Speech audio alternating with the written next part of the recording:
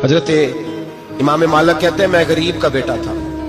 अक्सर दीन पढ़ने वाले गरीबों के बेटे होते हैं। अमीरों के बच्चे FSC पढ़ते हैं, BSc पढ़ते हैं, टेक्नोलॉजी पढ़ते हैं। गरीबों के बच्चे दीन पढ़ते हैं और फिर अमीरों को मिबरिया मिलती है। गरीबों के बच्चों को अल्लाह मिंबर अता फरमाता है, मुसल्ला रसूल अल्लाह देता है। हजरत सैयदना इमाम अबू मालिक फरमाते हैं मैं गरीब का बेटा था और मेरी 6-7 बहनें, मैं अकेला भाई था। आप फरमाते हैं मेरे अब्बा जी फौत हो गए।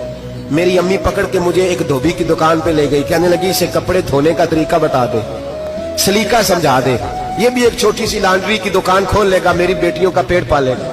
धोबी कहने लगा ठीक है, मैं 2-3 दिरहम भी दूंगा महीने के, और जब काम सीख जाएगा तो तनख्वाह बढ़ जाएगी। इमाम अबू मालिक रहमतुल्लाह ने फरमाते हैं मैं बहनों के लिए रोजी कमाने निकला, मैं बेवा माँ के सर पे बोझ उतारने के लिए निकला, मैं गुर्बत के आलम में निकला। रास्ते में इमाम आजम का मदरसा था।